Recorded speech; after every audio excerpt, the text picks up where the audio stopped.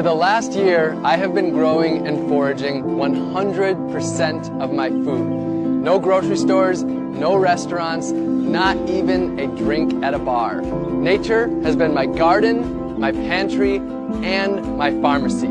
I'm here in Orlando, Florida, and this abundant garden that I'm standing in right now, this was just a lawn like that when I started.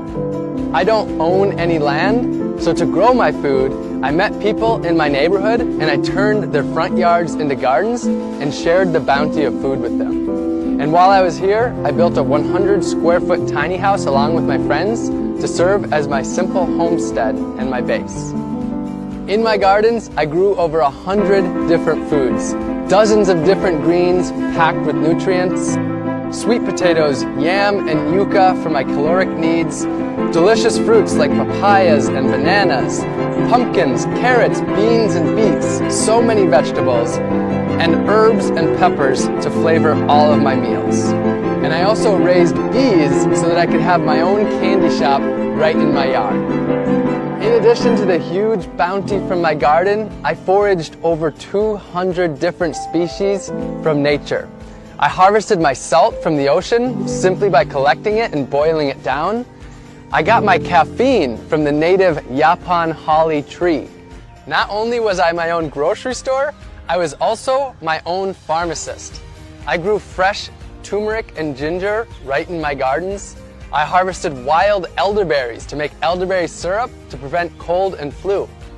I harvested reishi mushrooms and different medicinal teas, and also grew moringa, also known as the vitamin tree.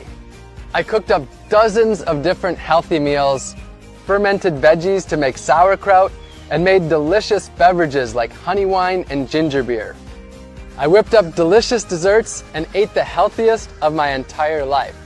And I even grew my own toilet paper.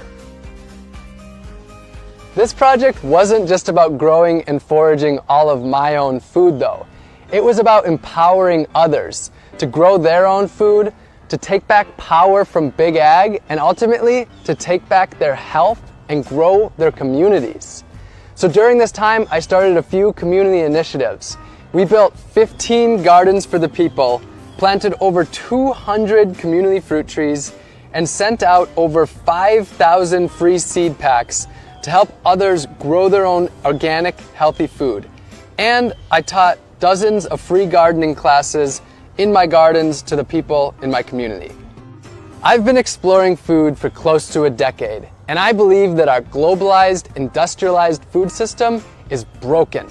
This was my quest to see if I could step away from big ag and grow and forage every single bite of my food. I'll be honest though, I do have an agenda. I want you to question your food. Where did it come from? How was it grown? How did it get to you? And what was the impact that it had on the earth, other species, and the humans that grow that food? And if you don't like the answers that you find, I want to empower you to change them. The good news though is that you don't have to grow and forage all of your food. The solutions are there in your community. You can grow a little bit of your own food, maybe an herb garden on your windowsill, or some pots of tomatoes and basil on your balcony, or a raised bed in your front yard. And if you don't have any space at all, you can join a community garden. You can source your food locally and purchase from local farmers and gardeners. The farmers market is a great place to start. You can buy whole foods and cook more, rather than packaged processed foods that leave trash behind. And you can work with your community to make healthy foods for people in need. Grow a garden for your elderly neighbor, or start a grassroots organization to harvest the fruit trees in your community to distribute it to others. And this doesn't need to be a lonely journey. For most of us, food is at the center of our lives, and we can do this together in our communities.